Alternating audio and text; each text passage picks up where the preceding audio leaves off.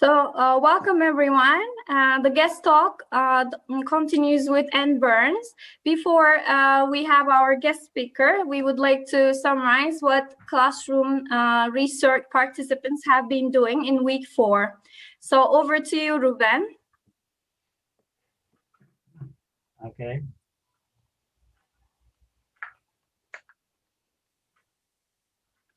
All right, I think, welcome Anne to our webinar, and thank you for accepting the invitation. We would tell us a bit about our guest speaker. Professor Anne Burns is honorary professor at TESOL at the University of New South Wales in Sydney. She's also an emeritus professor at Aston University and an honorary professor at the University of Sydney and the Education University of Hong Kong.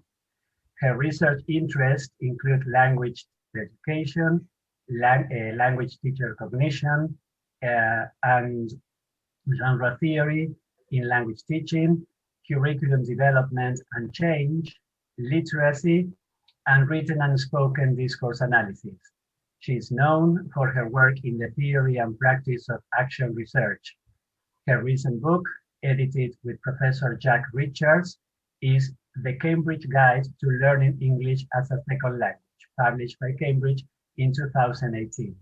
So, Anne, it's a pleasure to have you here with us today. So the floor is yours, and we are eager to listen to you. Thank you very much. Thank you. Thank you so much, Ruben, for this wonderful introduction and welcome. It's so amazing to see people from everywhere, and I can see there are more than 70 people now.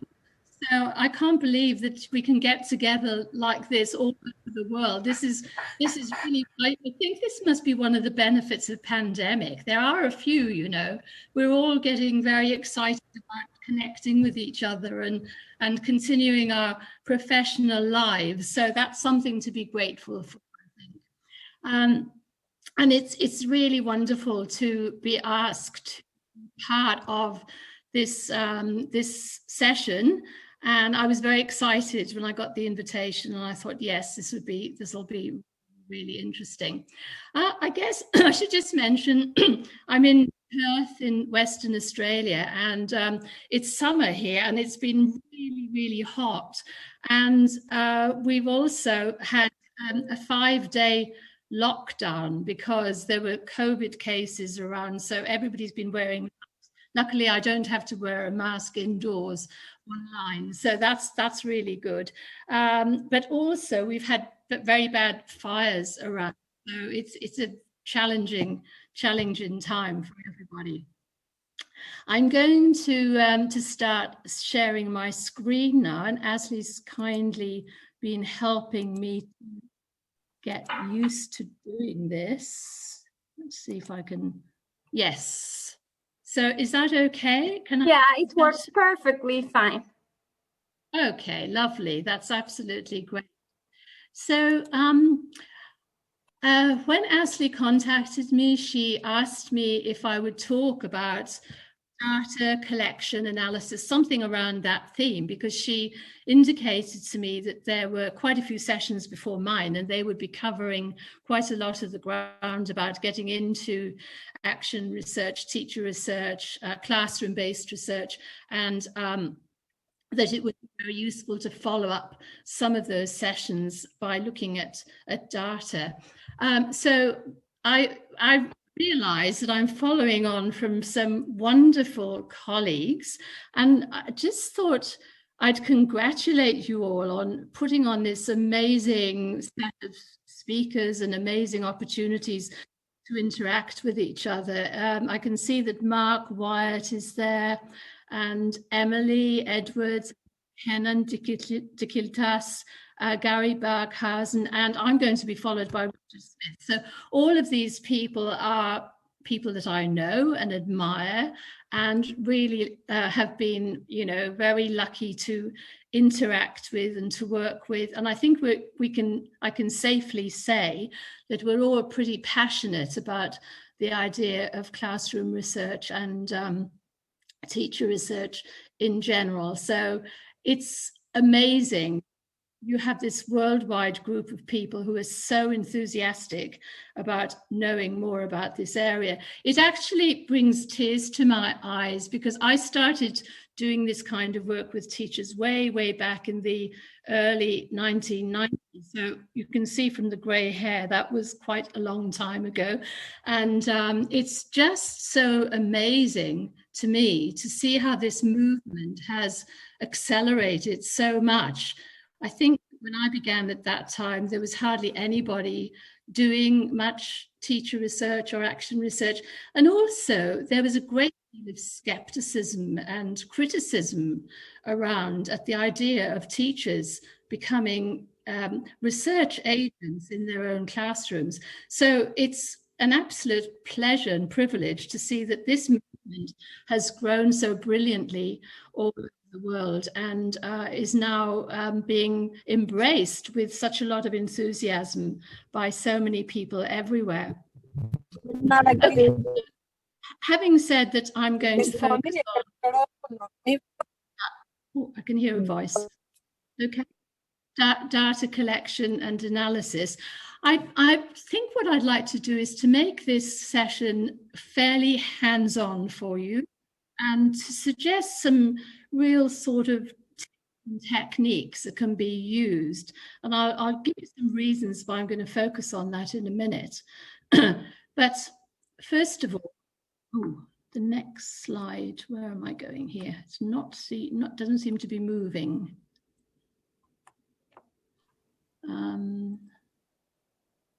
I can't get the next slide to come up. Right, I've got it. Okay, I've got the technique now. So I think, having said, I've been doing action research with teachers for such a long time, one of the huge pleasures and privileges I've had over the last 10 or 11 years actually is working with a group of teachers in Australia, and all of these teachers are teaching international students who come to Australia each year, or they were coming in large numbers, but of course less so now with the pandemic on. But you can see this group that I worked with in 2019, and we were a fortunate group who were actually able to get together physically, face to face, and have our workshops together. Last year was a different story, because we had to devise ways that we could meet, mostly on Zoom, to create a process of action research. But I've had such a lot of inspiration from working with teachers. And in fact, in one of the previous groups, this was the 9th or 10th group that I worked with in Australia, but in one of the previous groups, Emily was one of the teachers who participated. So it's always a great delight to me to see that Emily has been one of your speakers who started working on her research in this way and became so enthused by it. Okay, so what am I going to cover here? So I'm going to very, very briefly touch on some ways to collect data. Then I'm just going to focus much more on data analysis in this session, because this is, in some ways, this is the sort of crunch time when you've been doing research, and then you have to try to work out what you to do with all the information and the evidence that you've collected. So that's what I'm going to mainly focus on. I'm going to talk about deductive approaches and inductive approaches a little bit. I'm going to look at some ways or some things to think about with qualitative analysis, and I'm also going to touch on quantitative analysis. But I have to say that on this topic, I'm on much thinner ground, because I have been for many years a qualitative researcher. So my own expertise or skills or background, if you like, is more in the qualitative end. Having said that, I think it's important to say that action research is not only about qualitative data and collecting qualitative data. Some people have said to me, oh, it's just qualitative research, isn't it? Well, No, I actually disagree with that, because there are many ways when you're doing action research or classroom research that you can collect some quantitative data, and that can be an extremely useful way to collect data, as we will see in a minute or so. Okay, so that's what I'm going to do generally. So just to talk very briefly about data collection, I've always found it quite helpful to think about two different main forms of collecting data. And this seems to me to be mostly what people are going to be doing when they're doing research in the classroom. We're either going to be looking at what people do, behaviors, activities, different interactions, ways in which people group together or react to one another. That's the sort of human behavior side. What do we do when we're actually introducing new ideas into our teaching, or trying to interrogate and question things about our practices or our students' learning in different ways? So that's a major form to collect your data. And then the other one, which I think is the other form of collecting data, is non-observational. In other words, sometimes we're trying to work out, well, what do people think about the things that we're doing? So what are students' views or perceptions or beliefs about different language skills, or the way they learn grammar, or what kind of activities we're introducing in the classroom and their opinions of those activities, or what forms of assessment do people think work more effectively as we go along. So I find it very useful to categorize data collection in that way. So I'm going to talk very briefly about observational data. And this is just it's not an exhaustive list by any means, but it's just a list of some ways that we do go about collecting this kind of data. So observation of our own classrooms or our own social situations is a fairly obvious one. Of course, sometimes we just want to see what the students are doing in the classroom, and that might be very helpful if we want to see how students are engaging with activities or materials or forms of practice that we're asking them to do. And they will have their own ideas about that. Sometimes people also accompany that with observation notes, so it can be very useful if observing something to either yourself take a few notes of what's happening as you go along, or if you can get a buddy or a co-researcher or even a student to make some of the activities, the behaviors, what's actually going on at the time. We can get these accounts of the way observations are being carried out. Of course, it's very useful to make recordings of the classroom, and audio and video recordings often accompany kind of observation. And that's very valuable, because when we're very busy teaching and also trying to observe what's going on, and maybe taking notes is not possible anyway, the recordings that we can set up, if that's at all possible, will give us data that we can go back to. And then you can play the recordings when you have a more reflective, quiet time and have a look at what was actually in there, which you may not have had time to notice when all of it was going on. Sometimes when people have done observations, they also make transcripts, but you probably realize if you have done any transcription that it can take quite a long time. But it can be useful to have little snippets of transcript data, which can show the kind of interactions between yourself as the teacher, the students, groups of students, pairs of students. That can be very informative and give us very useful information about what's actually happening as a result of the way we're setting things up. Now it's, of course, easy to take photographs, shots, videos of the classroom. And we have mobile phones which make it a lot easier to do that kind of thing, or screenshots that can be captured quickly. And also some people use maps or diagrams to show in what ways the students are interacting with each other or the layout of the classroom.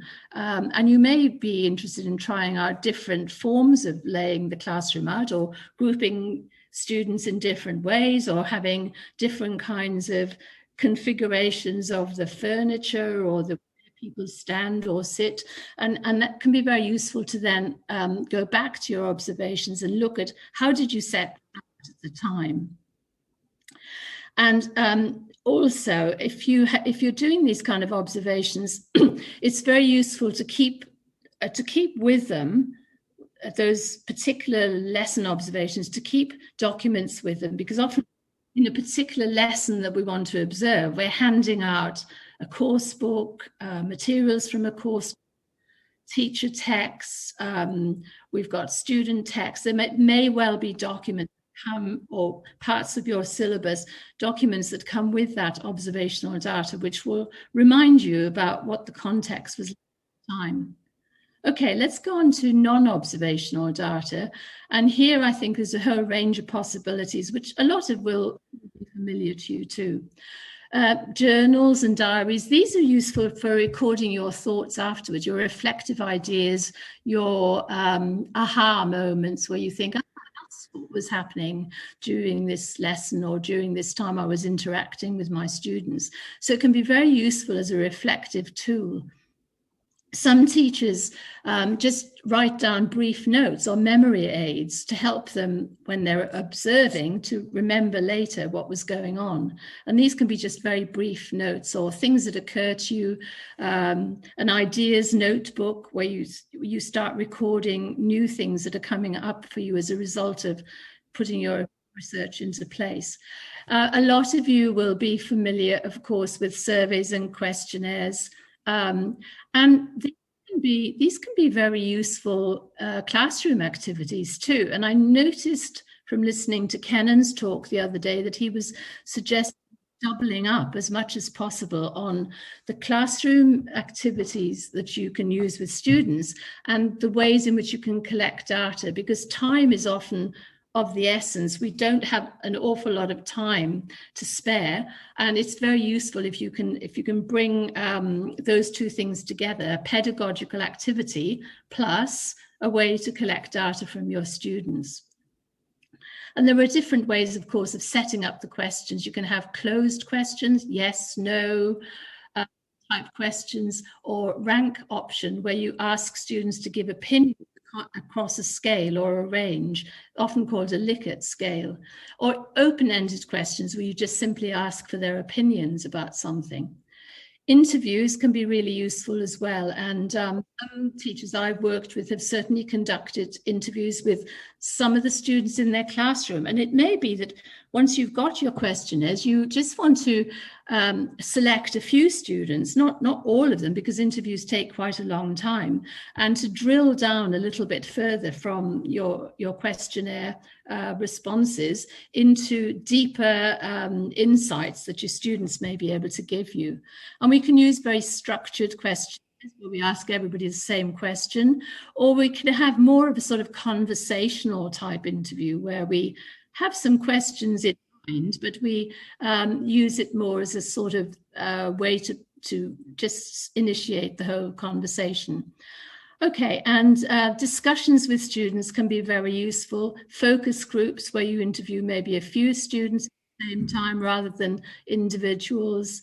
And some teachers I've worked with have used narrative, autobiographical types of discussions with their students as well, where they found out a lot more about their students' lives, what's happened in their lives, to impede or motivate them to learn languages, or our own professional accounts of our practices and our histories as teachers and professionals working in our field too. Okay, so that's a very brief overview of what can be done, you know, and the tools that you can use. And of course, I haven't mentioned technology because I think technology is a medium rather than a data collection tool. So technology can often allow us to capture or record several things that I've already mentioned. Okay, I'd like you to just reflect very, very quickly. Gosh, the time's just flying by, but I'll give you a minute or two to think about your data collection and what possible methods you might use. So you might want to think about the topic, the issue, the focus, and the questions that you've already decided on. You probably, by this time, have something in mind that you think would be useful to pursue. And just talk very briefly with each other, perhaps about the main actions you want to put in place and what data you think you might need. Just give you a couple of minutes to do that.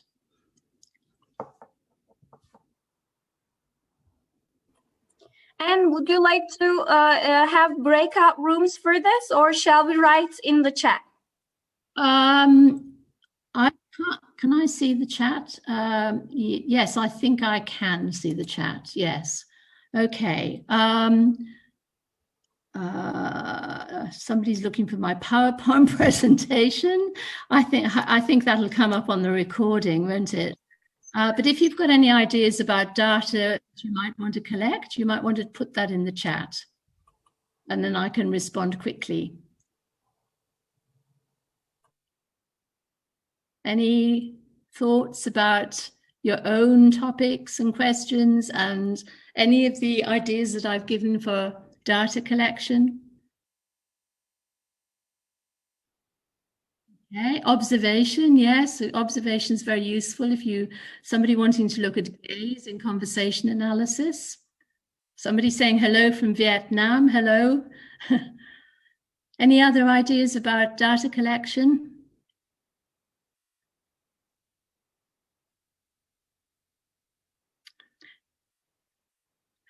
No, somebody's saying, do I recommend using all the possible data collection methods? No, if you do that, you'll be absolutely drowning in data. So you probably want to just select the ones that are going to allow you to answer your questions. And if we had more time, I would talk more about that. But often if we write clear questions, that'll lead us towards the data. For example, if you want to get your views or opinions about activities you're putting in place, then you're going to want to ask them rather than just observe them.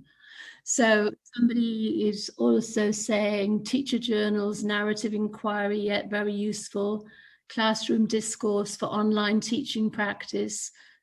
That would be a very valuable way to collect the data too. Error correction, recordings and talking to students, very, very useful. Video recordings in the classroom. Yes, that is an important question because it could influence the way the students behave. So I would recommend having using a video recorder for quite some time and having it in the classroom so that the students get used to it and don't in the end notice that it's there particularly. Of course, you need to ask their permission before you do that and get their consent. Okay, I think I'm going to go on because the time is just hurrying by so fast. So let me go on to the next slide. So the thing to say about data analysis in action research or any kind of classroom teacher research is that it's systematic and documented. So once you start doing something which is called research, rather than just teaching as you do normally day by day in the classroom, we need to collect evidence. So we need to document and we need to think about a systematic way to collect that evidence.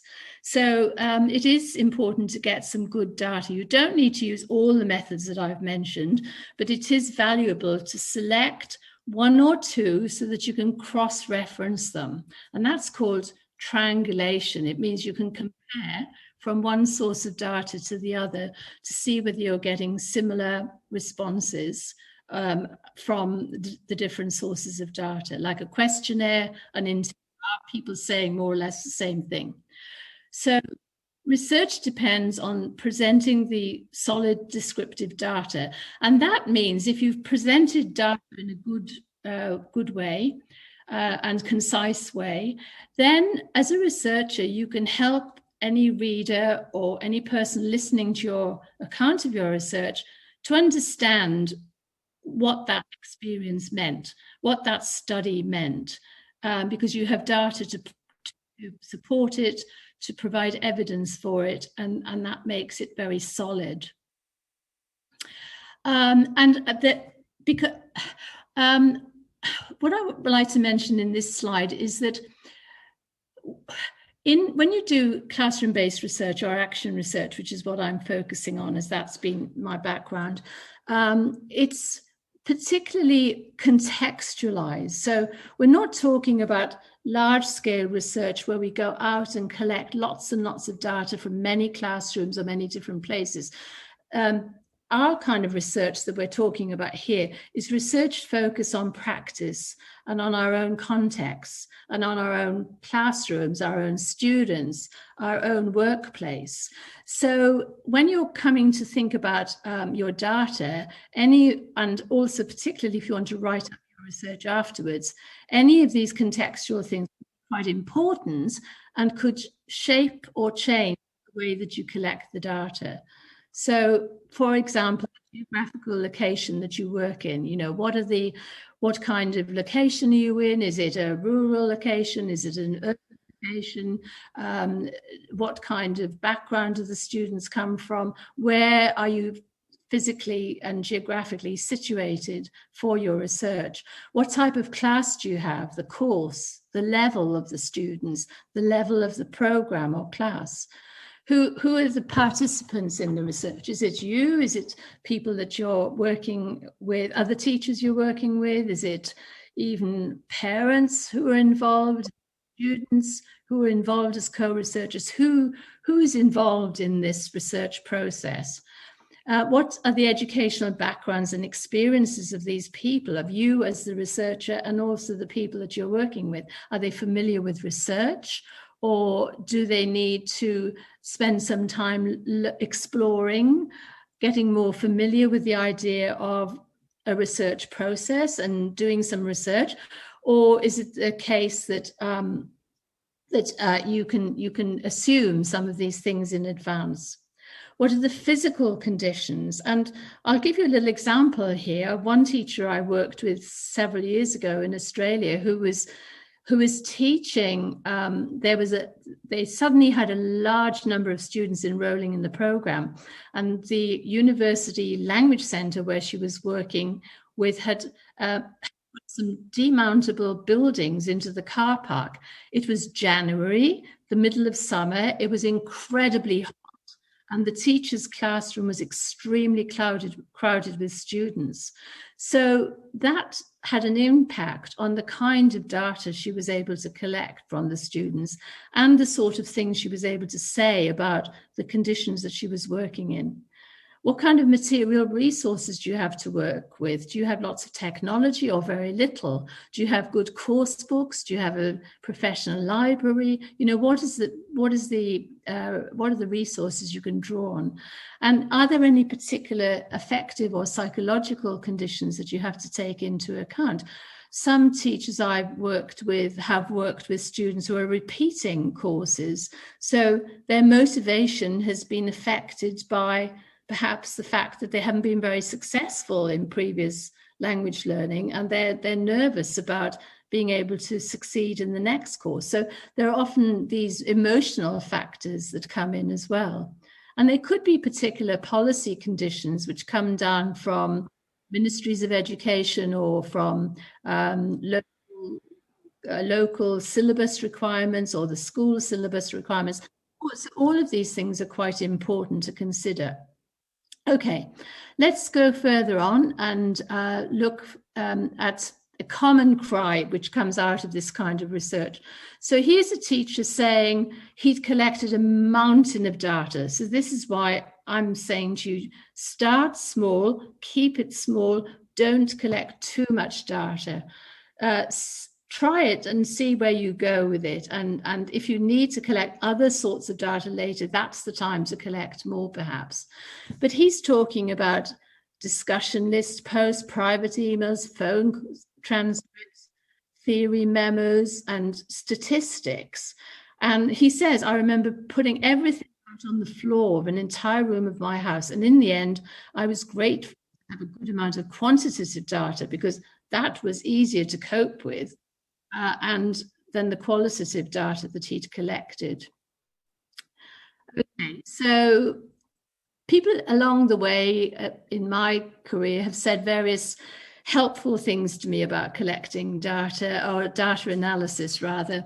And one thing that somebody said to me one time was, well, you know, you really have to spend time with your data. You have to look at it and analyze it and think about it.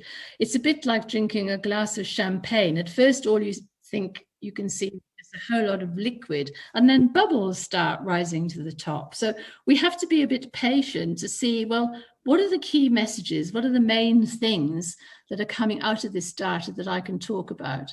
And another one, and somebody else said to me, it's a bit like wallowing in a data swamp. You begin to feel like a hippopotamus. And it can feel like that. You know, you can feel that you've just got all of this data and you don't quite know it. So I'm hoping that I can, I'm going to skip over this because I think I'm going to run out of time. So I'm hoping that I can give you at least a few pointers in this short session about what to do with your data. So I think there are some key steps. So at some point, you're going to come towards the end of your research, and you're going to find that you've collected different types of data. Maybe you've done some observations, maybe you've done some interviews, maybe you've done some photographic type data, maybe you've recorded things, the way students change text through Google Drive or something like that. So you have to collect all of this together, and the collecting the data also involves quite a lot of reflection. This is the point at which you're going to have to put your thinking hat on and look at it as a whole entity and think about what it all means. So the first step perhaps in doing this is to code it. So that means categorizing it in some way and also quantifying it if you've collected quantitative data. Categorizing is more to do with qualitative, and I'll talk a little bit more about that in a minute. So then you're going to compare your data in some way. And as I said, you're likely to collect different types of data. So that gives you the ability to not just describe each type of data that you have and look at what it means, but to compare it and contrast it with the others that you've collected so that you can see whether there are similarities or differences in that are coming out and what they mean. So the next step is to build up some meanings and interpretations. So here we have to look, think, and refine. So when we've looked at the data and described it, so what does it mean? It's going a little bit further than just saying, well, here it is, but it's useful to think, well, what are the implications? What can I say now? What have I learned that I didn't know before that I can perhaps tell other teachers or articulate to myself as a new way of understanding my classroom context? And my view, my quite strong view actually, is that we should report the outcomes in some ways. People have different opinions about this. I have been very strongly for many years an advocate on teachers talking about their research, talking or writing about their research, because at the moment in our field, the problem is that we have an awful lot of academic research, which comes often from people who are no longer operating in the classroom or are not in the language classroom every day, practicing teachers.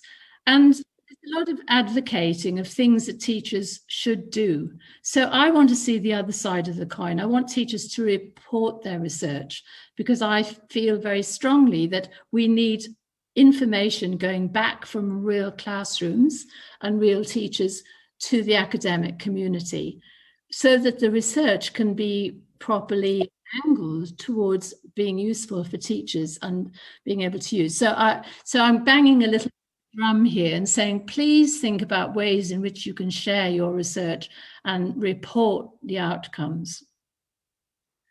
Okay, so let's go over the first point briefly again. So you collect everything you have, as well as anything you've been thinking about along the way. And go back to your questions. This is quite helpful because going back to the questions that you've created about the research can help you to think, yes, that's what I'm trying to answer. So what is it that I've got here that's going to answer that question? And it may be that you've learned so much by collecting the data and doing the research that your first initial question doesn't really fit the bill anymore. So you may even want to revise it, or change it in some way. And that's perfectly okay, because when we start classroom research, we don't necessarily know where that journey is going to take us or what we're going to learn along the way. So see it as a learning process and think it's possible to change my questions as I learn so much more about what I'm doing or what my students are doing and the things that I really want to understand. But then you start going through the data and categorizing and quantifying the patterns or the ideas or the themes that seem to answer your question. And I'm going to talk a bit more about this categorization now. So we could call it coding or categorizing. So you've got this sort of broad picture from the first phase. You've thought things through, you've thought about what it all means, and you can start refining that. So you can take categories or themes that you've identified and give them labels. And I'll give you a little example in a minute of how some teachers I worked with last year did that and labeled some of their categories. But it often means going through interview data or observation data or other forms of language, people's opinions and views that you've collected, and seeing whether there are key words that are jumping out from those data. Which of them can you code qualitatively and which can you code quantitatively? Questionnaires are great because you can often immediately see, well, so many percentage of the students answered this, so many of the students said that, or the yes, no questions, who agrees, who disagrees. So that's much easier to answer in a sense. Comparing the data. So here we've got a more complete analysis by this time, and we want to look at how they compare across the different sets. And I've indicated already that you're quite likely to be collecting different types of data and comparing them. So it's useful to think about whether they're saying the same things or if there are contradictions in the data. And this is not a bad thing. If you get some contradictions, that actually might take you in some new directions that you hadn't originally thought about. And it might lead you on to questions which are more interesting than the ones you first began with. So it's good to have some contradictions because that gets us thinking sometimes about, well, what are the reasons for this? My students aren't saying the same things in each type of data. So why are there differences of opinion? And you can perhaps go back to some of those students to ask them further questions. So these cases that don't fit the overall patterns can sometimes jump out at us. There may be some, 90% of the students are thrilled with the activities and really happy with them, but maybe there are a few that don't like them at all. And it's quite interesting to follow up those individuals if you can, to find out what's happening in their cases. They're sometimes called outliers that don't fit the overall pattern. And they can sometimes be the interesting cases that you want to look further into.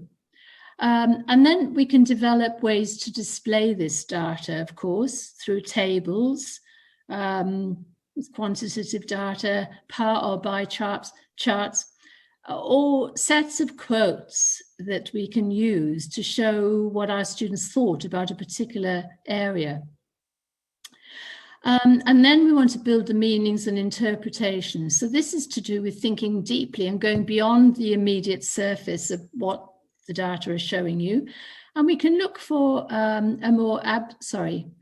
we can look for a more abstract or big picture ideas, not just the step-by-step descriptions. And the big picture might be along the lines of, well, other teachers could share this, or it could be tried out by other teachers that I can work with to see if this finding that I have from my research also applies to other students or could help other students. And at this level, we're posing questions and identifying connections and trying to think of our greatest understanding of what the story of our research is. And I think here it's important that we can, as professional teachers, this is where we begin to develop our expertise. So we can, and I think Emily talked a lot about this the other day when she was talking about the benefits of research to teachers. She talked a lot about being able to be more confident, being able to affirm what you're doing, or being able to develop your own agency, your own theories about what works with your students in your context. And I referred earlier to the importance of particular context to the way in which you conduct the research. And this might mean that not everything that's written about in the literature is going to suit your particular circumstances. So you may have a new way of interpreting some of the grand theories, if you like, in our field, and to contextualize that as part of your professional ideas. So then we want to report the outcomes. And as I said before, I'm very strongly in favor of this, thinking about how you can tell other teachers, how you want to present the research, who are going to be your audiences. Will it be your colleagues? Will it be a group like this, where you may have an opportunity to present on the research that you've done? Will it be at a teacher conference? Will it be at a national conference? Who is going to be the audience for your presentation? Or is it going to be a written presentation you want to send to a newsletter or a teacher journal? How are you going to do that? So then thinking about how you're going to organize the story of your research and not just the findings. So this is the whole story of what you did and also what you found and what that means to you and to other students. So synthesizing data is very important. So what we're basically trying to do when we get down to the data is not to get as much data as we can, more and more and more of it, as I've said before. And I like this quote from Walcott. He says, the idea is not to accumulate, but to get rid of most of the data you accumulate. And this requires winnowing. So it requires what I think of as crunching the data or squashing the data or squeezing it in some way. So we have to kind of crunch it down so that it's in a sort of more presentable form, not just everything we've collected, but a concise display of what it means. So let me just quickly, do I have time, Ashley? The time seems to be going by very quickly. Yeah, you have nearly 17 minutes, and we can extend the time as well. We've got a lot of participants. Everyone is very interested, so okay. We can extend it a bit. Okay, I'll try and go as quickly as I can. So we've got some various options for qualitative analysis. So we can do inductive coding, and this is sometimes called coding from the data up. So you don't worry about fitting data to a theory. It's more that you just collect data and then you begin to analyze, what am I seeing here? What can I see in all of these things that I've collected that's giving me some idea about what's happening? So that's sort of bottom-up data collection or inductive data collection. Another way is some people use categories which they've decided in advance. I'm not so keen on this myself. But it may be that if you're doing more of a master's work or something where you've been reading the literature and you want to use somebody's theory, there may be ready-made categories that other theorists have already decided that you can use, and then you can look at your data in relation to these categories, which are sometimes they're called sometimes a priori. In other words, they've already been pre-formed or pre-made, and you fit your data into it. Somebody already mentioned discourse analysis, and there are various different ways in which this can be done from, if you're familiar with different linguistic theories, genre theory, for example, or conversation analysis, pragmatics, critical discourse analysis. It may be that if you've got a lot of spoken or verbal data, you want to analyze it from this point of view. And that can be very useful. It often happens, particularly if you're doing masters or further studies or a PhD. Sometimes you might want to analyze your data that way. Okay, so categorizing involves bringing things together, similar features. So it sounds very complicated, but actually we can think of it in this way. So I find this example quite useful. If you imagine a room in which a large number of toys have been left lying around, it's your job to create some order. And if you have children, you probably do this all the time, picking up toys and putting them in baskets and tidying up. So you probably begin by walking around and having a look at things. And then according to your interest and the characteristics of the toys, the features will come to mind which will help you to put them in order. So for example, you may be putting everything of the same color together, the same size, the same shape, the same state of repair, the age group, and so on. And then you choose 2 or more features by which to sort them. And so something very similar happens when we want to create order or categorization from a large quantity of qualitative data. And I found this quote also very useful. And, it's very idiosyncratic, the way that you do this categorizing. Some people like to do it electronically, and there are certain programs that you can use, or just even using Excel spreadsheets or even Word documents where you put similar things together. So everybody tends to develop their own way of doing it. And this is a rather old quote now, but it shows us some really basic ways. So you may be a person who wants to use colored pencils or colored textures and highlight things that look to you as though they're the same. Scissors, I've even cut up quotes from teachers or from students and try to put them together in piles, and then you start to see the categories coming out. Glue knives, craft knives, glue, sticky tape, large sheets of paper, all kinds of things you can use for gathering these similar things together. And then once you've grouped them, or concepts that go with them, you can begin to give them names. So this is a very simple one. So it may be that you've noticed that you've got a whole lot of comments from your students. And some of these comments may relate to, say, motivation. And students talk about what motivates or doesn't motivate them. Or they may relate to things like how engaged they are in the activities, or they may relate to emotional things like anxiety.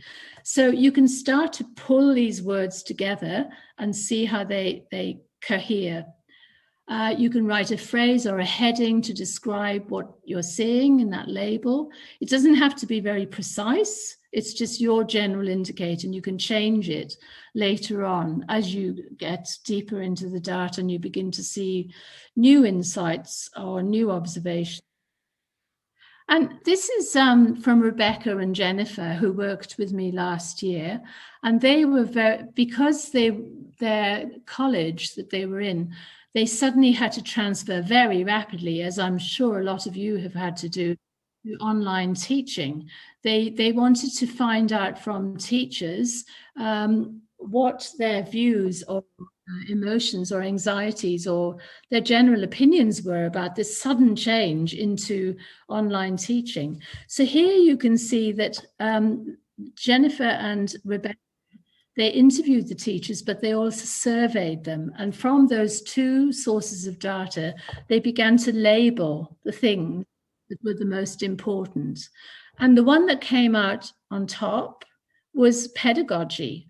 So despite the fact that teachers were quickly transferring to online, the thing that they were still most interested and concerned about was the pedagogy in the classroom. So they were mentioning things like attendance, classroom management, monitoring students, engagement, and so on. So all of these words said to Rebecca and Jennifer that the teachers were still very focused on how they could best create a pedagogy that was helpful for their students. But there was a lot of strong emotion words, and you can see them there. A lot of the words that teachers used refer to technology. So you can see there, internet, breakout rooms, comparison between online and classroom, those kinds of things that were coming out. And then physical aspects, like could they get good eye contact with their students and comparing things online and so on. And also their own development, their own teacher and professional development, things like comparing what they used to do in the online class, in the classroom with the online classroom, and new skills that they were learning. And through the interviews and the questionnaires that they developed, they were actually able to quantify how many times these things were mentioned as well. So not only did they categorize the qualitative information, they also counted from their questionnaires and from their focus groups how many times these things came up. And it was a surprise to them, but also very clear from their data that pedagogy was the top of the teachers' list and still the most important thing the teachers wanted to fulfill for their students. Okay, so I'm really running out of time, so I'll just I'll just go over this. I think I won't go over this, and you could probably get the slides at some time. So I just want to give a couple of options for quantitative data now. So it's unlikely really in teacher research that we're going to be doing heavy duty statistical analysis. I've worked with a lot of teachers who have used descriptive statistics in classroom action research, teacher research, but it's quite rare, in my view, that you find somebody who's going to be using really, all the tests, the statistical tests that can be done. So I'm going to focus on descriptive statistics, and this will be quite familiar to a lot of you. So we've got two types: measure of central tendency, and that's a single value that we give to quantitative data. So things like the mean or the average.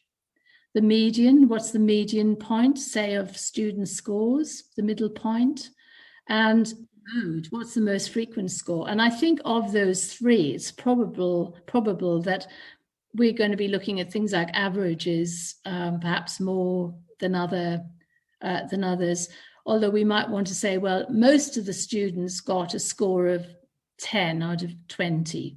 So that could be the median or the middle point score for a group of students. And then the other sort of statistics we might use is measures of variability. So this is more to do with how numbers spread or disperse across the data set.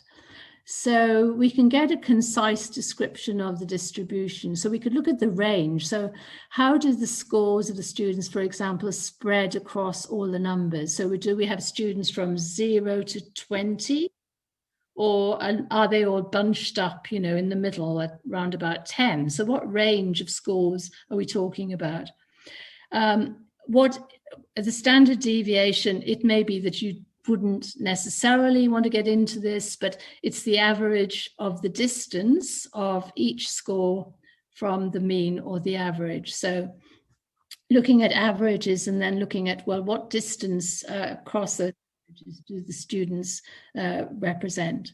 And the most frequent score, that might be of interest as well. And I'm going to give you very, very quickly a little case study of somebody who did use a quantitative action research study. So this is Philip, and he was using drama techniques with students in year 4. So he actually had 2 sets of students that he taught himself. There were 19 students in each class, and the 2 groups were given a simple test to understand their ability of tenses, past, present, and future tenses. Then what he did was he did 2 45 minutes classes per week with each of the classes over 3 weeks. Same day and same time for both groups. And in one group, he used traditional methods, and you can see a little bit there what he did. And in the other group, he was using drama exercises, so role playing, hot seating, improvisation, freeze framing. I think that's, you know, sort of stopping actions in mid act sort of thing. And at the end, he tested them again to see what had happened and which of these 2 ways of teaching had been more productive for the students. So here you can see his analysis, and he used a simple worksheet to mark them out of 10 for the tests. And what he did in his research was to look at the average score.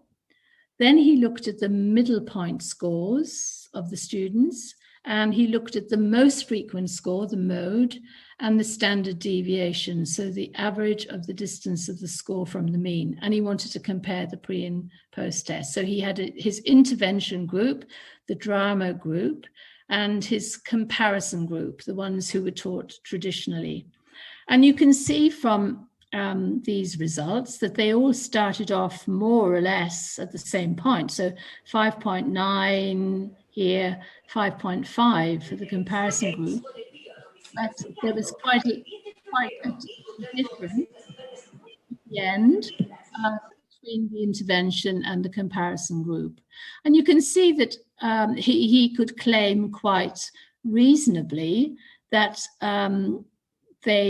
all the scores showed improvement for the group who had had the drama activities. So he also said that calculating the standard deviation provided the spread of the data, and it enabled him to do other tests for statistical significance. Now, he chose to do his research in that way. I'm not at all suggesting that you have to have a control group and an intervention group. Not at all. It's just the way he wanted to set up this research and to find out how he as a teacher could see any differences. So you absolutely do not have to have a control and experimental group.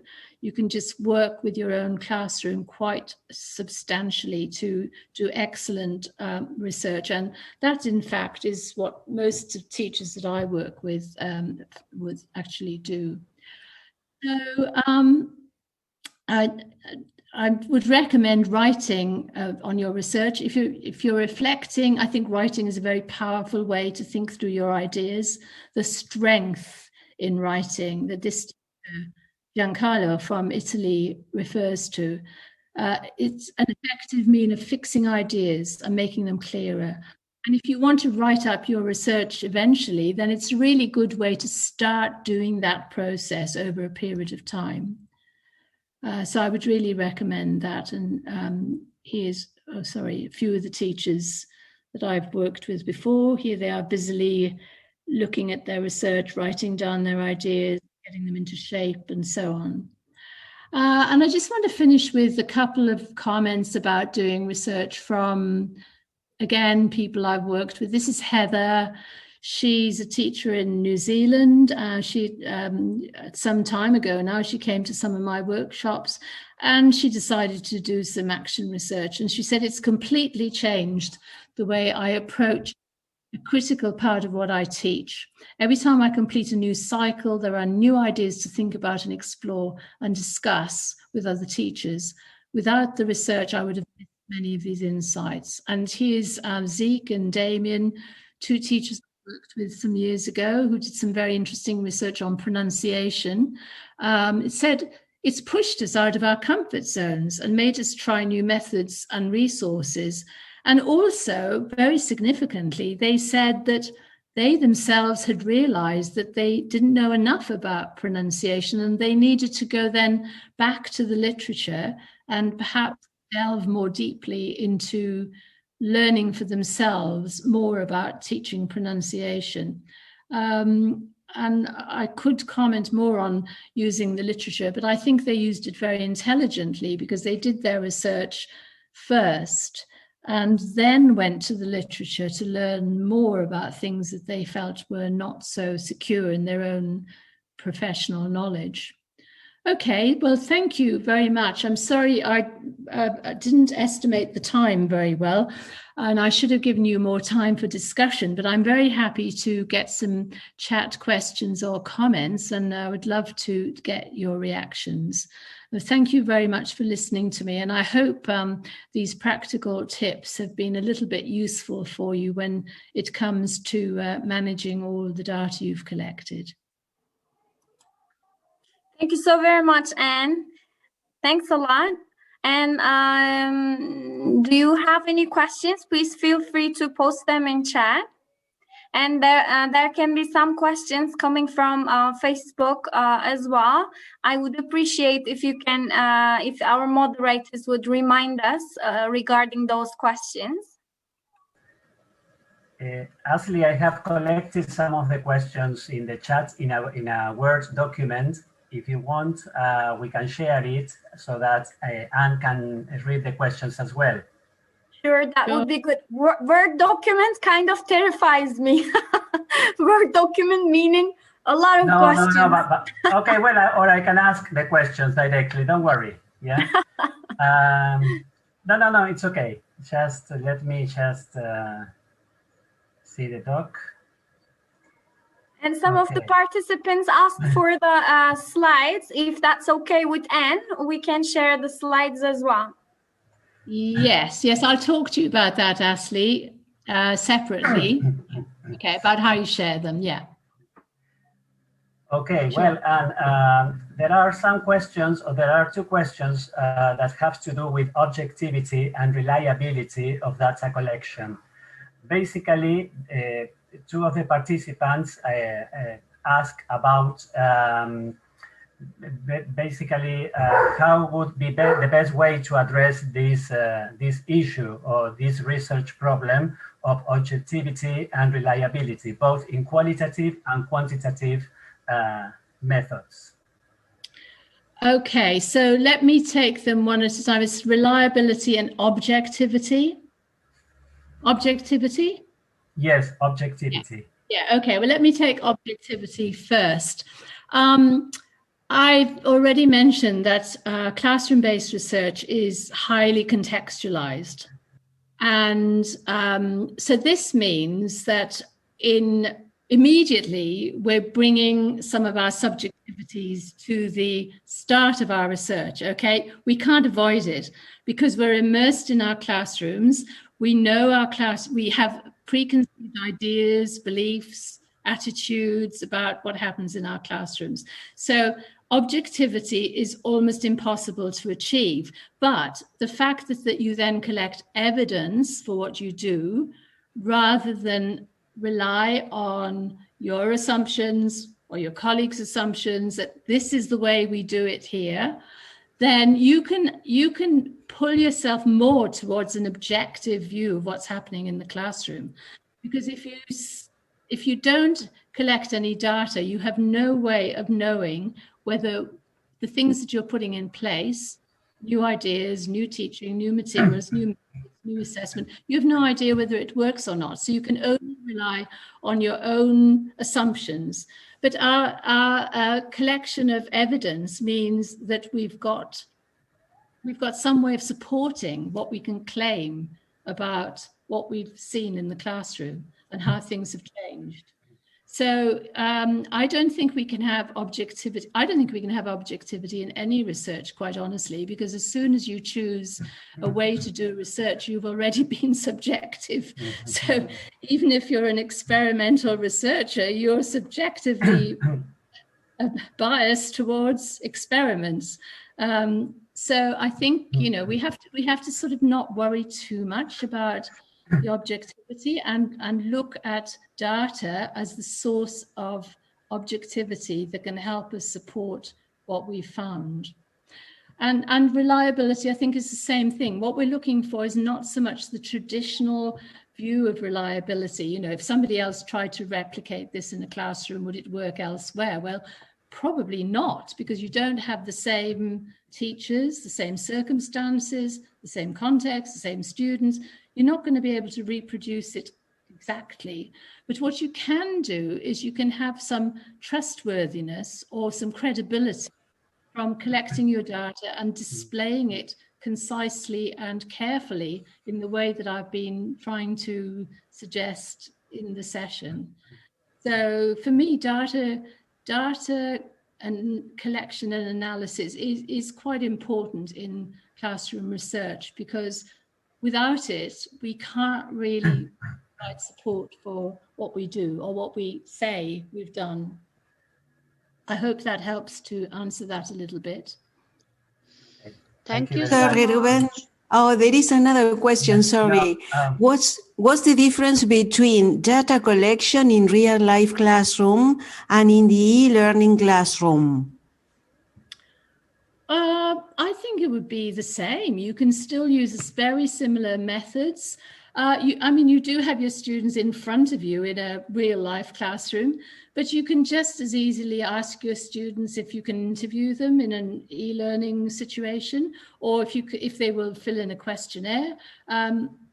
That's precisely what happened last year with the teachers that I worked with. They interviewed some of their students online, or they had discussions with the students, or they got them to do activities which gave them responses to the questions that they were looking at.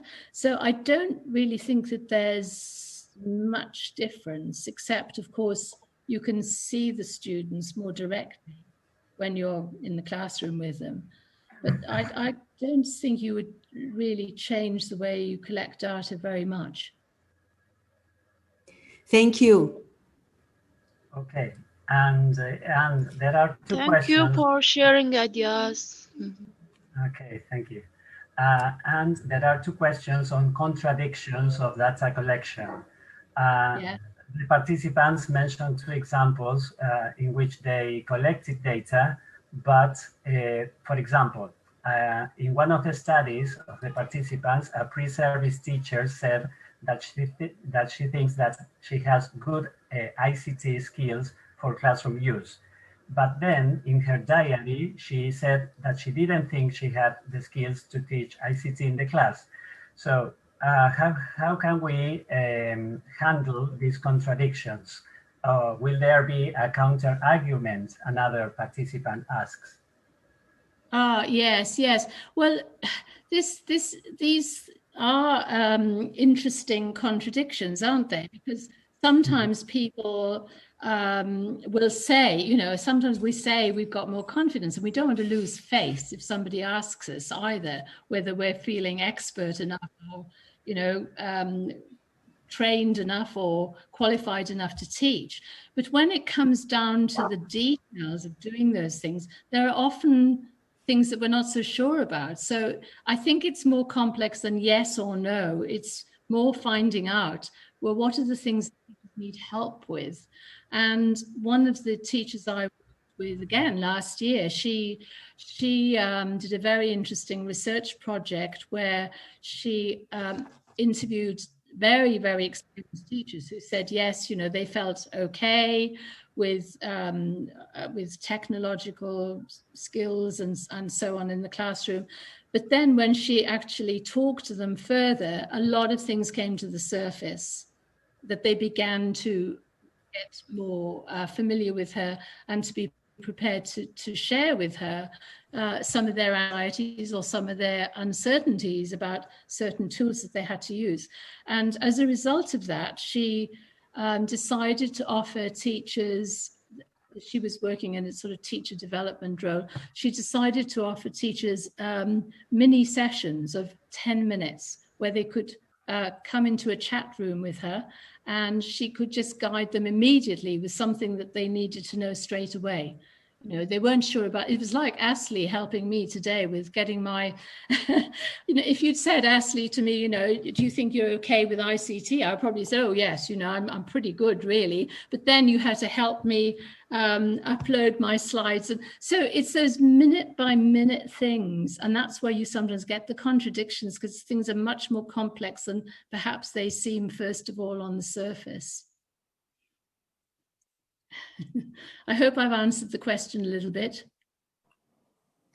Thank you so very much, Anne. It was a very interesting talk. And if there aren't any further questions, I would just like to take this opportunity to say that, you know, we're very happy that you guys joined us.